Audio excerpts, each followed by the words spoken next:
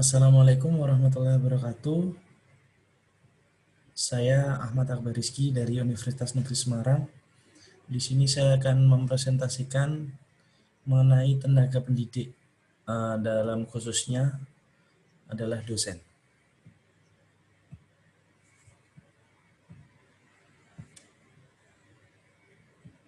Baik, yang pertama terkait dengan tenaga pendidik, definisi tenaga pendidik.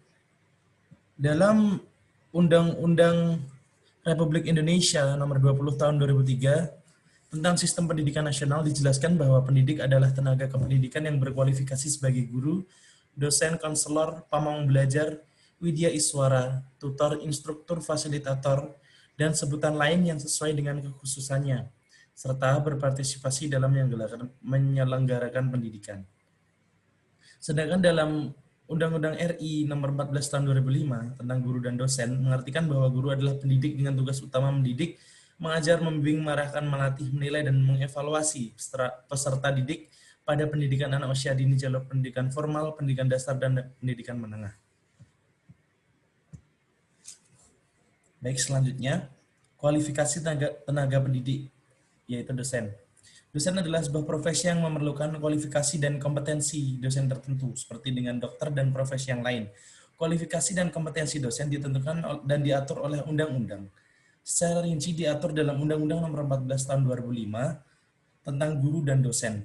Dalam undang-undang tersebut dijelaskan bahwa dosen wajib memiliki kualifikasi akademik, kompetensi, sertifikat pendidik, sehat jasmani dan rohani, dan memenuhi kualifikasi lain yang dipersyaratkan satuan pendidikan tinggi tempat bertugas, serta memiliki kemampuan untuk mewujudkan tujuan pendidikan nasional. Yang pertama, kualifikasi akademik. Kualifikasi akademik dosen yang dimaksud adalah minimal melalui pendidikan tinggi program pasca sarjana yang terakreditasi sesuai dengan bidang ilmu keahlian. Jika dahulu lulusan sarjana bisa menjadi dosen, setelah keluarnya UU tersebut mewajibkan seorang dosen bergelar magister untuk mengajar program diploma dan sarjana, dan lulusan program doktor untuk mengajar program pasca sarjana. Selanjutnya, masih terkait dengan kualifikasi, sertifikat pendidik untuk dosen. Sertifikat pendidik untuk dosen diberikan setelah memenuhi beberapa syarat, antara lain, yang pertama, memiliki pengalaman kerja sebagai pendidik pada perguruan tinggi sekurang-kurangnya 2 tahun. Yang kedua, memiliki jabatan akademik sekurang-kurangnya asisten ahli dan lulus sertifikasi yang dilakukan oleh perguruan tinggi yang menyelenggarakan program pengadaan tenaga kependidikan pada perguruan tinggi yang ditetapkan oleh pemerintah. Sertifikasi pendidik untuk dosen dilaksanakan melalui uji kompetensi dosen untuk memperoleh sertifikat pendidik. Uji kompetensi sebagaimana dimaksud dilakukan dalam bentuk penilaian portofolio. Penilaian portofolio tersebut merupakan penilaian pengalaman akademik dan profesional dengan menggunakan portofolio dosen. Penilaian portofolio dosen dilakukan untuk menentukan pengakuan atas kemampuan profesional dosen. Dalam bentuk penilaian terhadap kumpulan dokumen yang mendeskripsikan yang pertama, kualifikasi akademik dan unjuk kerja tridharma perguruan tinggi. Yang kedua, persepsi dari atasan, sejawat, mahasiswa, dan diri sendiri tentang kepemilikan kompetensi pedagogik, profesional, sosial, dan kepribadian. Dan pernyataan diri tentang kontribusi dosen yang bersangkutan dalam pelaksanaan dan pengembangan tridharma perguruan tinggi. Dosen yang lulus penilaian portofolio mendapat sertifikat pendidik. Dosen yang tidak lulus penilaian portofolio melakukan kegiatan-kegiatan pengembangan profesionalisme guna memenuhi kelengkapan dokumen portofolionya untuk dinilai kembali dalam program sertifikasi periode berikutnya. Untuk pengadaan tenaga pengajar dosen hanya bisa dilakukan oleh perguruan tinggi yang telah terakreditasi yang ditunjuk oleh pemerintah, dan segala peraturan mengenai sertifikasi dosen dan penetapan perguruan tinggi terakreditasi penyelenggara program pengadaan tenaga pendidik diatur dalam Peraturan Pemerintah Nomor 37 Tahun 2009. Selanjutnya, status dari dosen itu sendiri. Status dosen terdiri atas dosen tetap, dosen tidak tetap, dan honorer. Dosen tetap adalah dosen yang bekerja penuh waktu, berstatus sebagai tenaga pendidik tetap pada satuan pendidikan tinggi tertentu, serta mendapatkan pengakuan dari Dikti dengan pemberian NIDN atau nomor induk dosen nasional. Sedangkan dosen tidak tetap adalah dosen kontrak yang diangkat pimpinan atau yayasan selama jangka waktu tertentu, mereka berhome base di perguruan tinggi yang kontrak mereka bekerja penuh atau tidak penuh waktu padanya diberi NUPN atau nomor urut pengajar nasional. Dosen honorer adalah dosen yang mengajar di perguruan tinggi tanpa ada ikatan kerja atau tidak dikontrak. Mereka tidak memiliki home base, tidak didata dalam PDPT sehingga tidak memiliki NUPN. Yang termasuk kelompok dosen honorer yaitu yang pertama dosen pengganti, yang kedua dosen tamu, dan yang terakhir adalah dosen luar biasa. Jenjang jabatan akademik dosen tetap terdiri atas asisten ahli, lektor, lektor kepala, dan profesor. Persyaratan untuk menduduki jabatan akademik profesor harus memiliki kualifikasi akademik doktor. Pengaturan kewenangan jenjang jabatan akademik dan dosen tidak tetap ditetapkan oleh setiap satuan pendidikan tinggi sesuai dengan peraturan perundang-undangan. Selanjutnya kompetensi. Definisi dari kompetensi itu sendiri adalah dalam surat keputusan Mendiknas nomor 45 tahun 2002 tentang kurikulum inti perguruan tinggi mengemukakan kompetensi adalah seperangkat tindakan cerdas penuh tanggung jawab yang dimiliki seseorang sebagai syarat untuk dianggap mampu oleh masyarakat dalam melaksanakan tugas-tugas di bidang pekerjaan tertentu.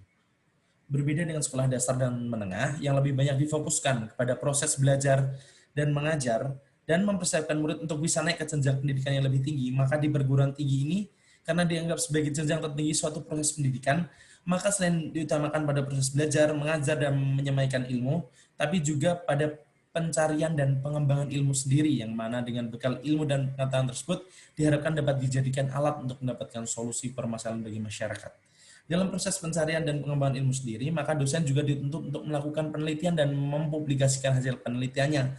Kecuali itu juga mampu berinteraksi dengan masyarakat dengan kompetensi yang dimilikinya. Itulah esensi Tridharma perguruan tinggi. Kompetensi dari dosen itu sendiri terdiri dari yang harus dimiliki, terdiri dari kompetensi pedagogik atau mampu untuk mengelola pembelajaran, kompetensi kepribadian atau bersikap arif, bijak, dan dapat ditiru oleh mahasiswanya. Selanjutnya kompetensi profesional atau memiliki profesionalitas sebagai dosen, dan selanjutnya kompetensi sosial atau dapat berinteraksi dengan masyarakat dan mahasiswanya. Kompetensi dosen dapat dilihat dari manajemen kompetensi dosen berikut ini. Yang pertama, perguruan tinggi akan maju jika didukung oleh dosen-dosen yang kompeten dalam bidangnya. Selanjutnya yang kedua, kompetensi dapat diartikan ciri-ciri pengetahuan, keterampilan, dan kepribadian yang diperlukan untuk mencapai performansi yang tinggi. Kompetensi atau kemampuan bertindak cerdas dan bertanggung jawab. Kompetensi itu diperoleh dengan mengidentifikasi ciri-ciri dosen yang berperforma tinggi untuk dibandingkan dengan ciri-ciri dosen yang berperforma rata-rata.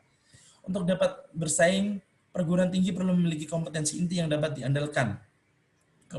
Kompetensi inti itu harus ditentukan sendiri oleh pimpinan perguruan tinggi yang bersangkutan dengan menerjemahkan visi, misi, dan tujuan dari PT tersebut untuk menentukan kompetensi perguruan tinggi. Untuk memelihara dan mengembangkan kompetensi-kompetensi inti, dibutuhkan SDM yang dapat mendukung terwujudnya kompetensi itu.